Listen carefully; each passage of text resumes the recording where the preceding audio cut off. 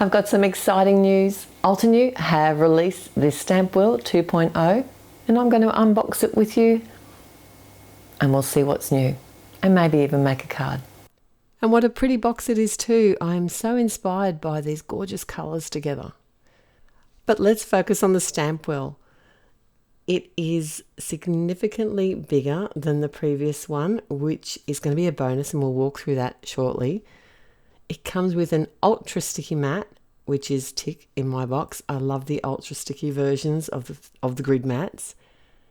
It comes with the radial flip plate, which is really handy if you want to create patterns or even wreaths with the stamps that you have. And the stage or the base plate is pretty similar to the first version, but there is one significant difference, and I'll show you that shortly too. I thought I'd just start with sharing the difference in the size. Look at this grid mat. So the new grid mat is 9 by 9 inches and the first version was just over 7 inches square. So when I remove the sticky grid mat from the packaging, I do it nice and slowly because it is a photopolymer product and there is always the potential to tear. So take your time when you're doing this and add it to the Stampwheel base with the noduly side down and the flat, smooth side facing up. You might notice that my flip plate is cloudy.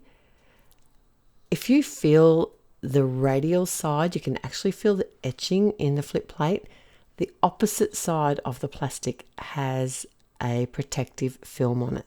So use your nails, maybe just get under there with something a little bit sharp, but be careful just to get it started. And then it does pull away very easily, but it is clear as a bell. And here's the exciting difference about the base or the stage. It has a removable side frame, which is going to let you use larger pieces of cardstock. And it's going to be perfect if you are a scrapbooker or someone that likes to create larger size cards. One of the things that frustrated me the most about the original Stampwheel was the fact that I couldn't work directly on an A2 card base. Even though I often work on an A2 card panel and attach it to the base, sometimes you just want that option. So being able to remove this side panel off the Stampwheel is a game changer. And I thought I'd bring out the big kahunas here and make a card with you. I'm going to be using the Billowing Peonies. This set is huge. This stamp is huge. It barely fitted in the first Stampwheel. Literally, it was at the very edges. I could sometimes actually miss stamping a portion of the leaf because it was so tight in there. But I just love this stamp. It is amazing. And it comes with a set of 12 stencils.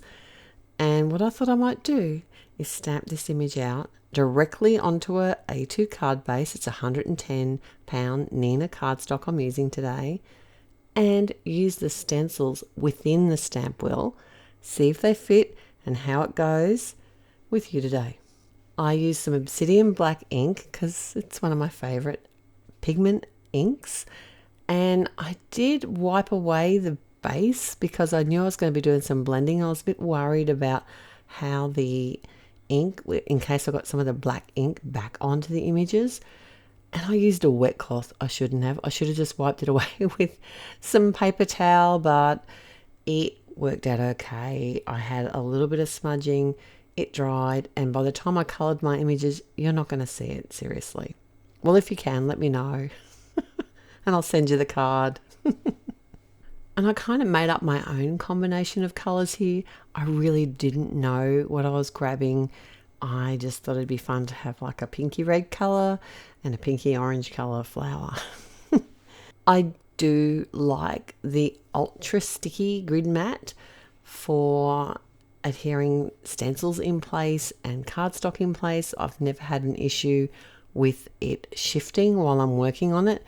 And the great thing about it being a photopolymer product is that I can easily just wash it with some mild soapy detergent and warm water, set it aside to dry, put it back into the stage or into the base and know that it's going to have its original tack and work just as good as it did the day I got it. Even if I stain it with inks, it won't be a problem.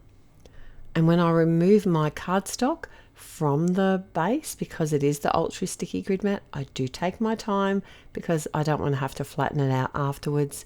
And I can clean the grid mat with any kind of stamp cleaner that you have and a clean cloth. And most colors will come up, most inks will come up, but if they do happen to stain it, don't worry, it will still work the same as the day you bought it. I do want to mention here that Altenew have made a huge effort to try and get really accurate stamping. So they want the flip plate to fit snugly and give you that option of being able to restamp without the worry of it being like slightly off. So that is just something to be aware of. And then I just quickly assembled my card with a sentiment and some clear enamel dots. And can I just say thank you, Altenew, for listening to our comments and improving on what was already a wonderful tool. I hope you've been inspired on today's hop and that you like the card that we made. And if you like today's video, don't forget to click on the thumbs up button and subscribe if you haven't already. What are you waiting for? It's absolutely free. Enjoy the rest of the hop. Till next time, happy paper crafting. Bye.